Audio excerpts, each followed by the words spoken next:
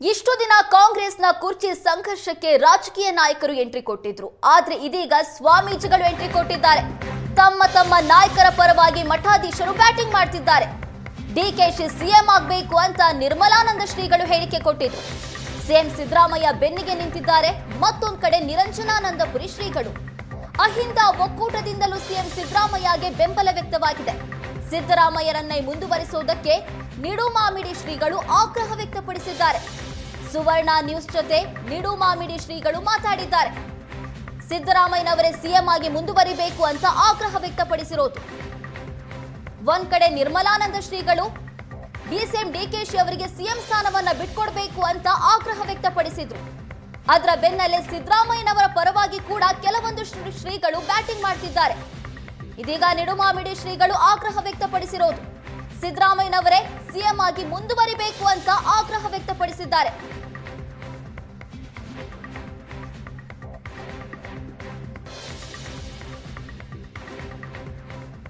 ಜೊತೆ ಲೈವ್ ನಲ್ಲಿ ಜಾಯ್ನ್ ಆಗಿದ್ದಾರೆ ಶ್ರೀಗಳೇ. ಇದೀಗ ಡಿಕೆ ಶಿವಕುಮಾರ್ ಅವರಿಗೆ ಸಿಎಂ ಸ್ಥಾನ ಬಿಟ್ಕೊಡ್ಬೇಕು ಅಂತ ಒಂದ್ ಕಡೆ ಒತ್ತಾಯ ಕೇಳಿ ಬರ್ತಾ ಇದೆ. ನಿಮ್ಮ ಮನವಿ ಏನು?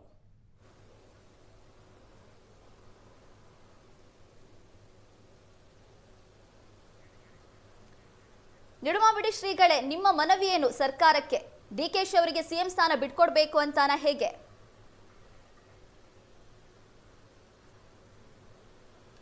ನೋಡಿ, ನಾವು ಇಂಥ ವಿಷಯಗಳ ಬಗ್ಗೆ ಮಾತನಾಡುವಂಥ ಯಾವುದೇ ರಾಜಕೀಯ ಅಧಿಕಾರವನ್ನು ಹೊಂದಿಲ್ಲ. ನಾವು ನಾಗರಿಕರಾಗಿ, ಈ ನಾಡಿನ ಪ್ರಜೆಗಳಾಗಿ ನಮ್ಮ ಅಭಿಪ್ರಾಯವನ್ನಷ್ಟೇ ನಾವು ಹೇಳಬಹುದು.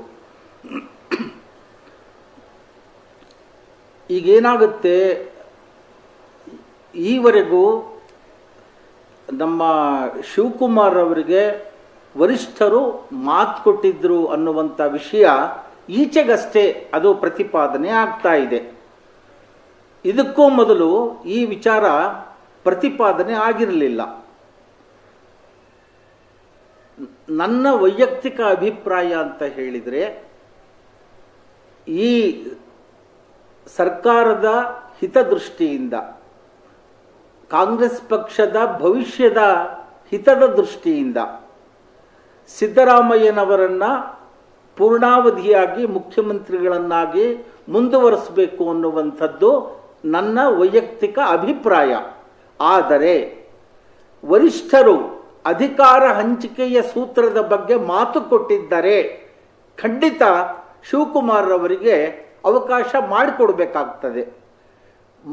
ವರಿಷ್ಠರು ಮಾತ್ರ ಮಾತು ಕೊಟ್ಟಿದ್ದಾರೆಯೋ, ಅದಕ್ಕೆ ಸಿದ್ದರಾಮಯ್ಯನವರ ಸಹಮತ ಇತ್ತೋ, ಅದನ್ನ ಅವರೇ ಸ್ಪಷ್ಟಪಡಿಸಬೇಕು. ಸಿದ್ದರಾಮಯ್ಯನವರ ಸಹಮತ ಇಲ್ಲ, ಕೇವಲ ವರಿಷ್ಠರು ಮಾತ್ರ ಮಾತು ಕೊಟ್ಟಿದ್ದರೆ ಆ ವರಿಷ್ಠರೇ ಆ ಜವಾಬ್ದಾರಿಯನ್ನು ತೆಗೆದುಕೊಂಡು ಸಿದ್ದರಾಮಯ್ಯನವರನ್ನು ಒಪ್ಪಿಸಿಕೊಳ್ಬೇಕಾಗ್ತದೆ. ಸಿದ್ದರಾಮಯ್ಯನವರನ್ನು ವಿಶ್ವಾಸಕ್ಕೆ ತೆಗೆದುಕೊಳ್ಳದೆ ಯಾವುದೇ ಬದಲಾವಣೆಯ ಪ್ರಯತ್ನಗಳು ಅದು ಯಶಸ್ವಿ ಆಗುವುದಿಲ್ಲ ಅನ್ನುವಂಥದ್ದು ವರಿಷ್ಠರಿಗೆ ತಿಳಿದಿರ್ತಕ್ಕಂಥದ್ದು. ಆದರೆ ಮಾತು ಕೊಟ್ಟ ಮೇಲೆ ಮಾತಿನಂತೆ ನಡೆದುಕೊಳ್ಳಬೇಕಾದ್ದು ಅದು ಒಂದು ಜವಾಬ್ದಾರಿ ಸ್ಥಾನದಲ್ಲಿರುವವರ ಕರ್ತವ್ಯ, ಅದೊಂದು ಧರ್ಮ. ಮಾತಿಗೆ ತಪ್ಪಬಾರದು. ಸಾಮಾನ್ಯ ಜನರು ಕೂಡ ಮಾತು ಕೊಟ್ಟ ಮೇಲೆ ಆ ಮಾತಿಗೆ ತಪ್ಪುವಾಗ ಹಿಂಜರಿತಾರೆ, ತಪ್ಪಾದಾಗ ಪಶ್ಚಾತ್ತಾಪ ವ್ಯಕ್ತಪಡಿಸ್ತಾರೆ. ಉನ್ನತ ಸ್ಥಾನದಲ್ಲಿರುವಂತಹ ಹಿರಿಯರಾದಂಥವರು ಮಾತು ಕೊಟ್ಟಿದ್ದಾರೆ, ಆ ಮಾತಿನಂತೆ ನಡಿಬೇಕಾಗ್ತದೆ. ಸಿದ್ದರಾಮಯ್ಯನವರ ಸಹಮತ ಇತ್ತೋ ಇಲ್ಲವೋ ಅನ್ನೋದು ಕೂಡ ಬಹಳ ಮುಖ್ಯ. ಸಿದ್ದರಾಮಯ್ಯನವರು ಆ ಸಂದರ್ಭದಲ್ಲಿ ಒಪ್ಪಿಗೆ ಸೂಚಿಸಿದಾರಾ ಅಥವಾ ಮೌನ ವಹಿಸಿದ್ರಾ? ಕೇವಲ ವರಿಷ್ಠರ ಭರವಸೆ ಮಾತ್ರ ಅದಾಗಿತ್ತಾ? ಏನೇ ಆಗಿದ್ರು ಕೂಡ ವರಿಷ್ಠರು ಮಾತು ಕೊಟ್ಟಿದ್ದಾರೆ ಅಂತ ಹೇಳಿದರೆ ಸಿದ್ದರಾಮಯ್ಯನವರನ್ನು ಒಪ್ಪಿಸಿಕೊಂಡು, ಇತರೆ ಶಾಸಕರನ್ನ ಮಂತ್ರಿಗಳನ್ನ ಒಪ್ಪಿಸಿಕೊಂಡು ಶಿವಕುಮಾರ್ ಅವರಿಗೆ ಅವಕಾಶ ಕಲ್ಪಿಸಬೇಕಾಗುತ್ತೆ. ಮಾತು ಖಚಿತವಾದ ಭರವಸೆಯನ್ನ ಕೊಟ್ಟಿಲ್ಲ ಅಂತ ಹೇಳಿದ್ರೆ, ನನ್ನ ವೈಯಕ್ತಿಕ ಅಭಿಪ್ರಾಯ ಏನು ಅಂತ ಹೇಳಿದ್ರೆ, ಶಿವಕುಮಾರ್ ಅವರನ್ನ ನೀವು ಯಾರೋ ವರಿಷ್ಠರು ವಿಶ್ವಾಸಕ್ಕೆ ತೆಗೆದುಕೊಂಡು ಸಿದ್ದರಾಮಯ್ಯನವರನ್ನೇ ಮುಖ್ಯಮಂತ್ರಿಗಳನ್ನಾಗಿ ಪೂರ್ಣಾವಧಿಯವರೆಗೆ ಮುಂದುವರಿಸುವಂಥದ್ದು ಎಲ್ಲ ದೃಷ್ಟಿಯಿಂದಲೂ ಸೂಕ್ತ ಅಂತಕ್ಕಂಥದ್ದು ನನ್ನ ವೈಯಕ್ತಿಕ ಅಭಿಪ್ರಾಯ. ಓಕೆ, ಇವಾಗ ರಾಜ್ಯದಲ್ಲಿ ಯಾವ ರೀತಿ ಪರಿಸ್ಥಿತಿ ಇದೆ ಅಂದ್ರೆ ಒಂದ್ ಕಡೆ ಒಕ್ಕಲಿಗ ಸ್ವಾಮೀಜಿಗಳು ಡಿಸಿಎಂ ಡಿ.ಕೆ. ಶಿವಕುಮಾರ್ ಅವರಿಗೆ ಸಿಎಂ ಸ್ಥಾನ ಕೊಡಬೇಕು ಅಂತ ಹೇಳ್ತಾ ಇದ್ದಾರೆ.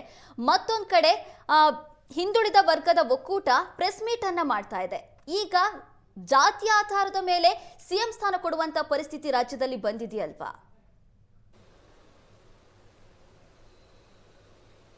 ನೋಡಿ, ಪ್ರತಿಯೊಬ್ಬರು ತಮ್ಮ ಸಮುದಾಯದ ಒಬ್ಬ ವ್ಯಕ್ತಿ ಮುಖ್ಯಮಂತ್ರಿಗಳ ಆಗ್ತಾರೆ ಅಂತ ಹೇಳಿದ್ರೆ ಅವರ ಪರವಾದ ಒಲವನ್ನ ವ್ಯಕ್ತಪಡಿಸೋದು, ಬೆಂಬಲವನ್ನ ನೀಡ್ತಕ್ಕಂಥದ್ದು ತಪ್ಪಲ್ಲ. ಒಕ್ಕಲಿಗ ಸಮುದಾಯದವರು, ಒಕ್ಕಲಿಗ ಸಮುದಾಯದ ಮಠಾಧೀಶರು ಆ ಅಭಿಪ್ರಾಯ ವ್ಯಕ್ತಪಡಿಸಿದ್ರೆ ಅದರಲ್ಲಿ ಏನು ತಪ್ಪಿದೆ? ತಮ್ಮ ಸಮುದಾಯದ ಒಬ್ಬ ವ್ಯಕ್ತಿ, ಎಲ್ಲ ಅರ್ಹತೆ ಇರುವಂಥ ವ್ಯಕ್ತಿ, ಪಕ್ಷಕ್ಕಾಗಿ ದುಡಿದಿರುವಂಥ ಒಬ್ಬ ವ್ಯಕ್ತಿ, ಪಕ್ಷ ನಿಷ್ಠೆ ಇರುವಂಥ ವ್ಯಕ್ತಿ ಮುಖ್ಯಮಂತ್ರಿಗಳಾಗಲಿ ಅಂತ ಆ ಸಮುದಾಯ ಬಯಸುತ್ತೆ ಅಂದರೆ ತಪ್ಪಿಲ್ಲ. ಅದೇ ಥರ ಅಹಿಂದ ವರ್ಗದ ನಾಯಕರಾಗಿ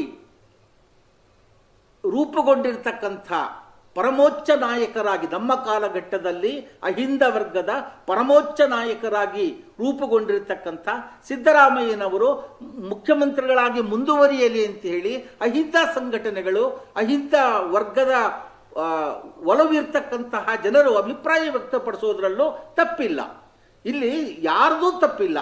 ಆದರೆ ಅಧಿಕಾರ ಹಂಚಿಕೆಯ ಸೂತ್ರ ವರಿಷ್ಠರು ತೆಗೆದುಕೊಂಡಿದ್ರೆ, ಅರ್ಧ ಅವಧಿಗೆ ಇಬ್ಬರು ಮುಖ್ಯಮಂತ್ರಿಗಳನ್ನ ಮಾಡೋದು ಅಂತ ವರಿಷ್ಠರು ತೀರ್ಮಾನ ತೆಗೆದುಕೊಂಡಿದ್ರೆ, ಮಾತು ಕೊಟ್ಟಿದ್ರೆ ಮಾತಿನಂತೆ ನಡೀಬೇಕು. ಆದರೆ ಸಿದ್ದರಾಮಯ್ಯನವರ ಒಪ್ಪಿಗೆ ಇತ್ತ ಅನ್ನೋದು ಬಹಳ ಮುಖ್ಯ.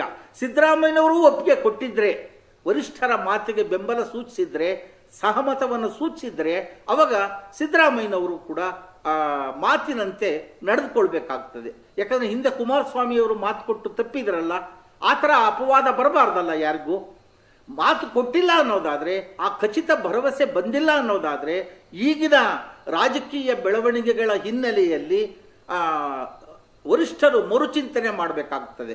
ಹಿಂದೆ ಸಿದ್ದರಾಮಯ್ಯನವರ ಮುಖ್ಯಮಂತ್ರಿಗಳನ್ನು ಮಾಡುವಾಗ ಶಾಸಕರ ಬಲ ಸಹಮತವನ್ನು ತಗೊಂಡ್ರಲ್ವ, ಹೆಚ್ಚು ಶಾಸಕರು ಯಾರಿಗೆ ಸಿದ್ದರಾಮಯ್ಯನವರ ಪರವಾಗಿ ಒಲವನ್ನು ತೋರಿಸಿದರು.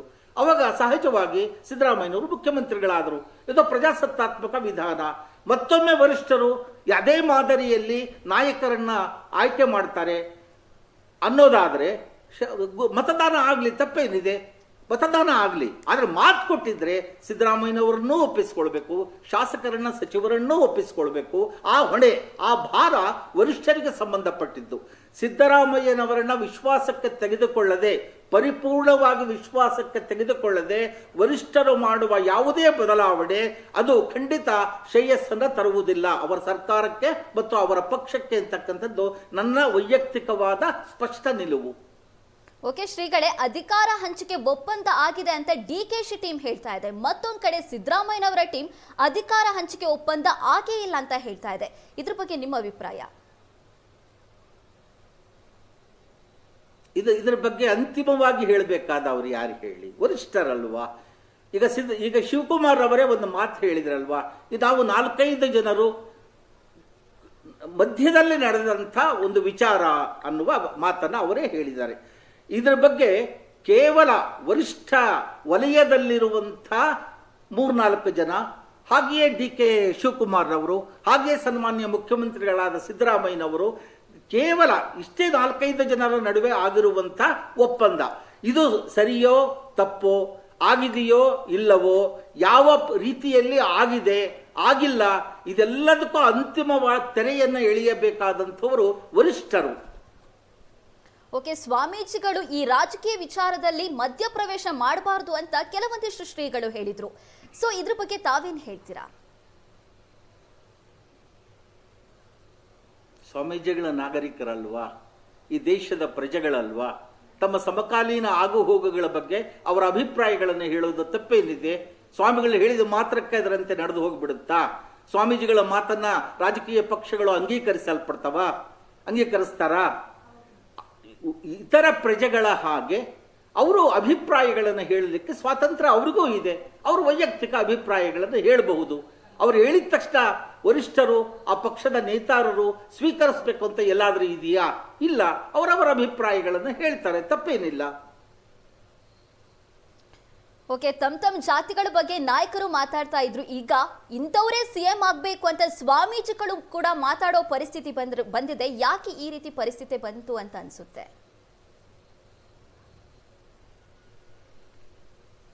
ಸ್ವಾಮೀಜಿಗಳು ಸಮಾಜವನ್ನ ಬಿಟ್ಟಿಲ್ಲ, ರಾಜಕಾರಣಿಗಳು ಸಮಾಜವನ್ನ ಬಿಟ್ಟಿಲ್ಲ. ಎಲ್ಲರೂ ಸಮಾಜದ ಒಳಗು. ಆಯಾ ಸಮುದಾಯವನ್ನ ಪ್ರತಿನಿಧಿಸುವ ರಾಜಕಾರಣಿಗಳು ಅಥವಾ ಸ್ವಾಮೀಜಿಗಳು ತಮ್ಮ ಸಮುದಾಯದ ಒಬ್ಬ ವ್ಯಕ್ತಿ ಮುಖ್ಯಮಂತ್ರಿ ಆಗಲಿ ಅಂತ ಬಯಸೋದು ಖಂಡಿತ ತಪ್ಪಲ್ಲ. ಅದು ಹಸ್ತಕ್ಷೇಪ ಅಂತ ಅಲ್ಲ. ಅವರವರ ಅಭಿಪ್ರಾಯಗಳನ್ನು ಹೇಳಬಹುದು. ಮಾಡಲೇಬೇಕು, ನೀವು ಮಾಡದೇ ಇದ್ರೆ ನಾವು ಹೋರಾಟ ಮಾಡ್ತೀವಿ, ಅದು ತಪ್ಪದು. ನಿಮ್ಮ ಅಭಿಪ್ರಾಯ ಹೇಳಿ. ಸಂಘಟನೆಗಳು, ಸಮುದಾಯದ ನಾಯಕರು, ಸಾಮಾಜಿಕ ಮುಖಂಡರು, ಸ್ವಾಮೀಜಿಗಳು ಅಭಿಪ್ರಾಯಗಳನ್ನು ಹೇಳಿ. ನೀವು ಮಾಡಲೇಬೇಕು ಅಂತ ಹೇಳುವ ಅಧಿಕಾರ ನಮಗಿಲ್ಲ. ನಮಗೆ ರಾಜಕೀಯ ಅಧಿಕಾರ ಇಲ್ಲ. ಇತರರ ಹಾಗೆ ನಮ್ಮ ವಸ್ತುನಿಷ್ಠವಾಗಿ, ನ್ಯಾಯಬದ್ಧವಾಗಿ, ನಾಡಿನ ಹಿತದ ದೃಷ್ಟಿಯಿಂದ ಒಳ್ಳೆಯದೇನಾದರೂ ಹೇಳೋದಾದ್ರೆ ಎಲ್ಲರಿಗೂ ಹೇಳಲಿಕ್ಕೆ ಅವಕಾಶ ಇದೆ, ಹೇಳಬಹುದು. ಸ್ವಾಮೀಜಿಗಳು ಹೇಳಿದ್ರು ತಪ್ಪಿಲ್ಲ. ಆದರೆ ನೀವು ಮಾಡದೇ ಇದ್ರೆ ನಾವು ಅದಕ್ಕೆ ಬೇರೆ ದಾರಿಯನ್ನು ಹಿಡಿತೇವೆ ಅಂತ ಹೇಳುವಂಥದ್ದು, ನಾವು ಹೋರಾಟವನ್ನೇ ಮಾಡ್ತೀವಿ ಅಂತ ಹೇಳ್ತಕ್ಕ ಅದರ ಅಗತ್ಯವೇ ಬೀಳೋದಿಲ್ಲ. ಯಾಕಂದ್ರೆ ಒಂದು ಪಕ್ಷ, ಅದಕ್ಕೊಂದು ವ್ಯವಸ್ಥೆ ಇದೆ. ಆ ಪಕ್ಷಕ್ಕೊಂದು ವರಿಷ್ಠ ಮಂಡಳಿ ಇದೆ. ಆ ವರಿಷ್ಠರು, ಆ ನೇತಾರರು ಅದರ ಬಗ್ಗೆ ರಾಜಕೀಯ ನಿರ್ಣಯ, ಇದು ರಾಜಕೀಯ ನಿರ್ಣಯವನ್ನು ತೆಗೆದುಕೊಂಡು ಆ ಸಮಸ್ಯೆಯನ್ನು ಬಗೆಹರಿಸ್ತಾರೆ. ಅದಕ್ಕೆ ಯಾರು ಬೀದಿಗಿಳಿದು ಹೋರಾಟ ಮಾಡಬೇಕಾದ ಅಗತ್ಯ ಇಲ್ಲ. ಶ್ರೀಗಳೇ, ಅವರು ಸಿಎಂ ಆಗ್ಲಿ ಇವ್ರು ಸಿಎಂ ಆಗ್ಲಿ ಅನ್ನುವಂಥದ್ದೊಂದು ಸೈಡಿಗೆ ಇಟ್ರೆ, ರಾಜ್ಯದ ಅಭಿವೃದ್ಧಿ ದೃಷ್ಟಿಯಿಂದ ಇವರೇ ಸಿಎಂ ಆಗ್ಬೇಕು ಅಂತ ನಿಮಗೆ ಯಾರು ಅನ್ಸುತ್ತೆ? ನೋಡಿ, ಪ್ರತಿಯೊಬ್ಬ ಮುಖ್ಯಮಂತ್ರಿ ಆಗುವವರಿಗೆ ಅವರದೇ ಆದಂಥ ಒಂದು ವಿಷನ್ ಇರುತ್ತೆ. ಶಿವಕುಮಾರ್ ಅವ್ರಿಗೆ ವಿಷನ್ ಇಲ್ಲ ಅಂತ ಅಲ್ಲ, ಸಿದ್ದರಾಮಯ್ಯವ್ರಿಗೆ ವಿಷನ್ ಇಲ್ಲ ಅಂತಲ್ಲ. ಅವರವ್ರದೇ ಆದಂಥ ಒಂದು ಕನಸುಗಳು ಅಂತ ನಾವೇನು ಹೇಳ್ತೀವಿ, ಕನಸುಗಳು ಇರುತ್ತೆ. ಅವರ ಶಕ್ತಿ ಸಾಮರ್ಥ್ಯಕ್ಕೆ, ಒಲವಿಗೆ ತಕ್ಕಂತೆ, ಆ ಸಂದರ್ಭದ ಒತ್ತಡಕ್ಕೆ ತಕ್ಕಂತೆ ಅವರವ್ರ ಕೆಲಸಗಳನ್ನು ಮಾಡೇ ಮಾಡ್ತಾರೆ. ಎಷ್ಟೇ ದುರ್ಬಲ ಮುಖ್ಯಮಂತ್ರಿ ಅಂತ ಅಂದ್ರೂ ಕೂಡ, ನಿಷ್ಪ್ರಯೋಜಕ ಒಬ್ಬ ಮುಖ್ಯಮಂತ್ರಿ ಅಂದ್ರೂ ಕೂಡ ಕೆಲವು ಒಳ್ಳೆ ಕೆಲಸಗಳನ್ನು ಮಾಡ್ತಾರೆ. ಇನ್ನು ಸಾಮರ್ಥ್ಯ ಇದ್ದವರು ಸುಮ್ಮನೆ ಇರ್ತಾರಾ? ಮಾಡೇ ಮಾಡ್ತಾರೆ. ಸಿದ್ದರಾಮಯ್ಯನವರ ಅಭಿವೃದ್ಧಿ, ಸಿದ್ದರಾಮಯ್ಯನವರು ಮುಖ್ಯಮಂತ್ರಿಗಳಾದಾಗ ಅಯ್ಯೋ ಕುರುಬ ಮುಖ್ಯಮಂತ್ರಿ ಆಗ್ಬಿಟ್ಟಲ್ಲೋ, ಕುರುಬರ ಕೈಲಿ ಅಧಿಕಾರ ಕೊಟ್ಬಿಟ್ವಲ್ಲೋ ಅಂತ ಹೀಯಾಳಿಸಿದ ಜನರ ಮಾತನ್ನು ನಾನು ಕೇಳಿದ್ದೀನಿ. ಕುರಿ ಎಣಸಕ್ ಬರ್ದವನು ಬಜೆಟ್ ಹೆಂಗೋ ಮಂಡಿಸ್ತಾನೆ, ಅಂದ್ರೆ ಇಂಥ ಮಾತುಗಳನ್ನು ಕೇಳಿದ್ದೀವಿ. ಇದು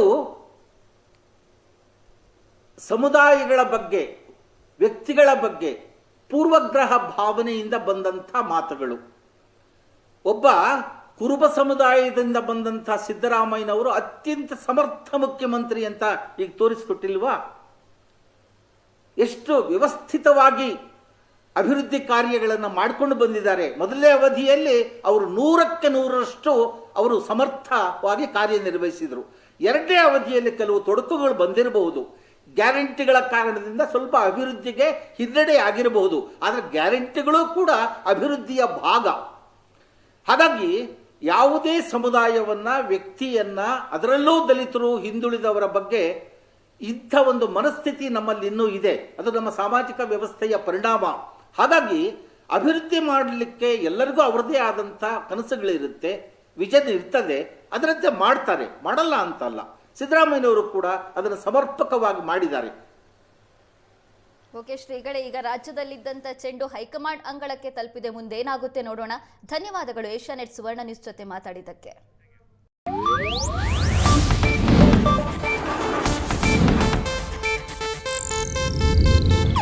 ಇದು ಏಷ್ಯಾನೆಟ್ ನ್ಯೂಸ್ ನೆಟ್ವರ್ಕ್ ಪ್ರಸ್ತುತಿ.